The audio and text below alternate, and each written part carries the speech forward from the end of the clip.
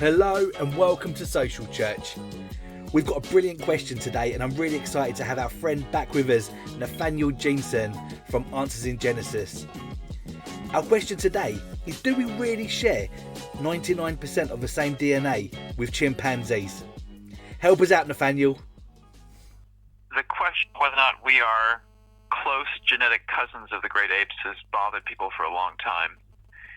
The history of this, the answers to this question are perhaps even more interesting and reveal some of the inner workings behind the scenes that surround this contentious issue. So let me go back to the 1970s first.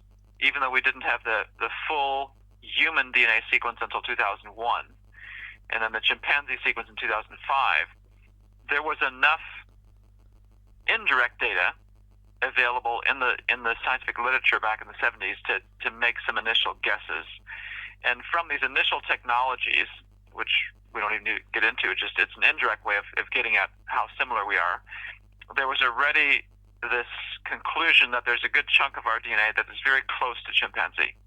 Fast forward now to 2001, the human DNA sequence is published, and in the background to all of this is the advance of technology. So one of the earliest ways to sequence DNA, and this is important to understand to know why the scientific community has said different things at different times.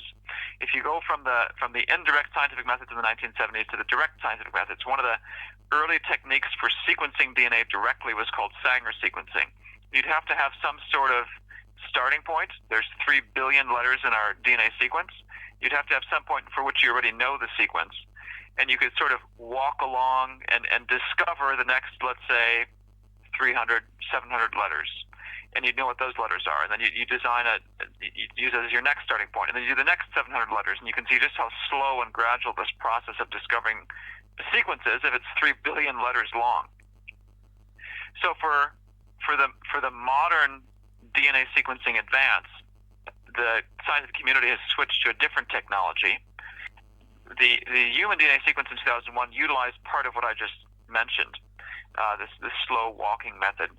But another technology that's been used is called shotgun sequencing, and as well next generation sequencing. So essentially what this is you take a DNA sequence, you take a sample of DNA, you somehow bust it up into millions of tiny pieces. And ideally this might be, let's say, 50 letters, 100 letters, 150 letters long. And then you can multitask, essentially. You can sequence all of these tiny little fragments in parallel, which dramatically speeds up the process. And then you electronically stitch back together the final sequence. So the early technology, the Sanger sequencing, where you sort of walk along 700 letters at a time, gives you a very clear, unambiguous answer at the end, but it's very slow. The newer technology, the next generation, the shotgun type technology, gives you an answer much more quickly, but it has this inherent ambiguity, because if there are regions of our DNA that are very similar to one another, it may be hard to electronically separate an error in the sequencing process from a real difference, and it's hard to place exactly where in our sequence it should go if you're doing this basically blindly. Well, here's where the history comes even more to play. So the human DNA sequence is established, 2001.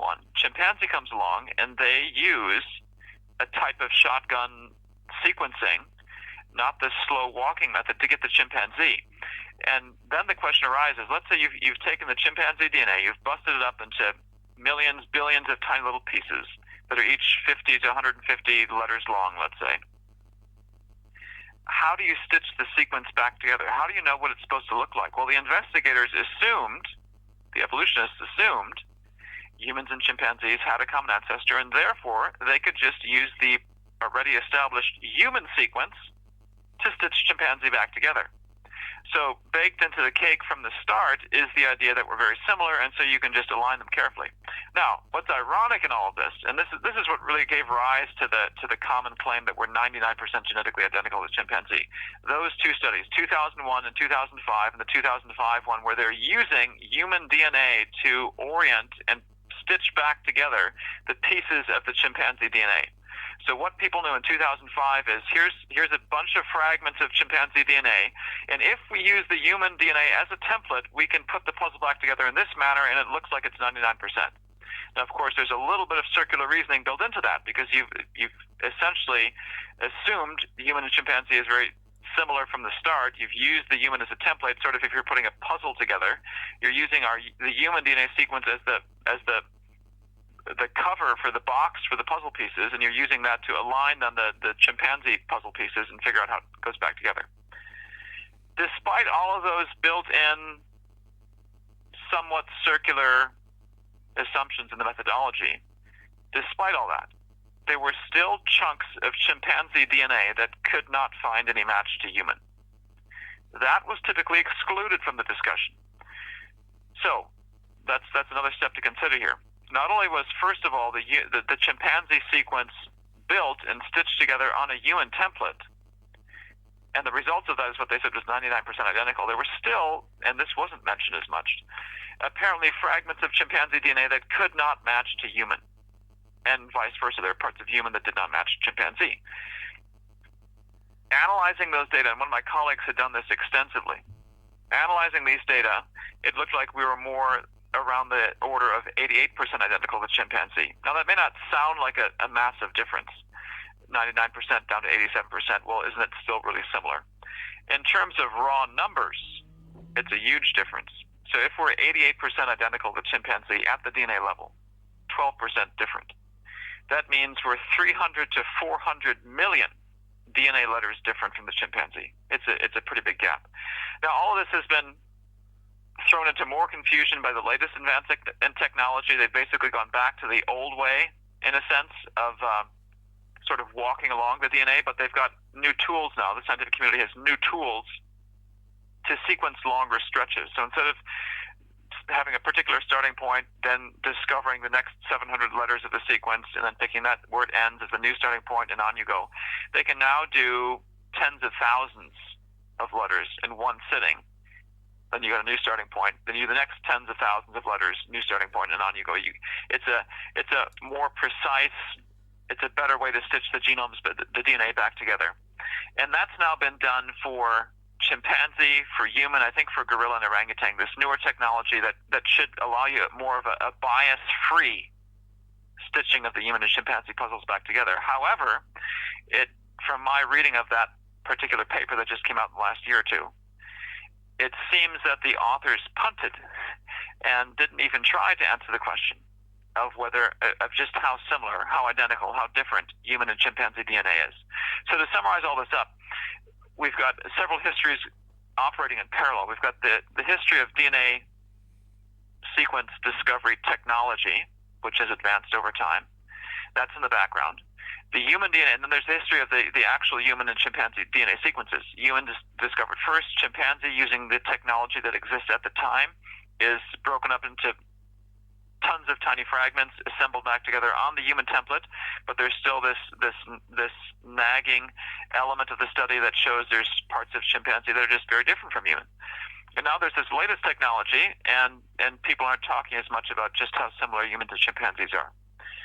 So what is the answer at the end of the day? I have a feeling what we'll discover is humans and chimpanzees will still have a very high percentage of their DNA in common. And this shouldn't surprise or intimidate anyone. Long before we had DNA sequencing technology, long before we even had the field of genetics, it was obvious from the anatomical and physiological levels that humans and the great apes, chimpanzees, orangutans, gorillas, had a lot in common in terms of appearance, basic body structure, that sort of thing. There's still some major differences. For example, you can look at the great apes, the shape of their feet. They have feet that look like hands, used for grasping tree limbs and such, swinging through the trees, whereas humans have feet that are shaped and built for upright walking. So without even knowing what the DNA sequence is, and if you were just looking at our anatomy and physiology and say, well, what would you guess the DNA similarity to be between us and the great apes? You might predict from the outset there to be a high level of similarity, because DNA is what encodes during the developmental process the anatomy and physiology that's built. We're similar anatomically and physiologically, therefore we should be similar genetically. It shouldn't surprise anyone. And that does not mean common ancestry. So here's where the rubber really meets the road when we think about what does it mean. Really the bigger question we're trying to answer is, why are humans and great apes similar? It doesn't matter if you look at the anatomy, the physiology, the genetics, they all basically agree that we're pretty close. exactly how close is still up in the air, but we're still fairly close. What should that imply about where we came from? And this is a question that has been confused by the evolutionary community for over a century. Somehow, I think evolutionists, and maybe even lay public, has approached this question thinking, okay, if we're made in the image of God, shouldn't we be obviously distinct from the rest of biology? And I'd say in one sense, yes, and in one sense, no. In the sense of no, I don't think the Bible implies that there's a certain pattern that's animal life, and humans should be equally distant from every single animal species out there. There should be no hierarchy. We're more similar to this species than another species. That's not implied by the text, and in fact, I think the text implies the opposite. The Bible doesn't say the patterns in which God created creatures in the beginning, but it does tell us we're made in His image, and so if we look at how humans have made things, created things, designed things, this might give us some inspiration into the patterns in which God may have created things in the beginning. So we naturally design things within groups patterns. So if you were to look at the types of vehicles humans have designed even this year, you will quickly see they naturally form a groups within groups patterns. An automobile has a tremendous amount of similarity to other automobiles. I'm thinking of the American terms now, but an 18-wheeler or a semi-tractor trailer is obviously different from a car, but the car and a semi-tractor trailer are similar enough to each other that it sets them apart from an airplane. And there's this groups within groups patterns that emerges when you look at all the vehicles that humans have designed, and that's just a sort of a serendipitous empirical observation. We just naturally do this. So why wouldn't God do the same thing? Why wouldn't God design kinds of creatures in the beginning that are very different from us and some that are more similar to us? It helps us realize that we're distinct from nature. There's some things that are very different. There's some things that look more similar to us, but they're still not quite human. One of the things I wanted to do early on when I started professionally in the creation and evolution debate, and started with the Institute for Creation Research, now with Answers in Genesis, was to write a book called Chimps Don't Build Jets. People get preoccupied with the biology of humans and chimpanzees, and they miss the bigger picture. The humans build space shuttles. They go to the moon. They write symphonies. They make all sorts of fancy meals, and chimpanzees don't do any of those things. Some people might say, well, only certain people have gone to the moon. How does that argument work? Well, mankind has done all these things, and not a single chimpanzee has ever accomplished that, nor will they ever do that on their own, because they're fundamentally distinct from us. So the fact that there's this groups within groups pattern in nature, where we are closer to some species than to others, anatomy-wise, physiologically, genetically, that is actually a hallmark of design, because humans design things in groups within groups patterns. Why shouldn't God do the same thing? And so the fact that there exists this level of similarity that chimpanzees and humans share, that let's say humans and cows do not, that shouldn't bother anyone. This is what you'd expect life to look like if God created the world. Oh wow, thank you Nathaniel, that was so helpful. If you have a question that you would like us to answer in a later episode, you have a perfect opportunity. We have a form set up on our website, www.wearesocialchurch.com. Just fill in the form, and then hopefully we'll have a chance to be able to get to your question and answer it in a later episode. Thanks a lot for listening. Speak to you soon. Bye bye.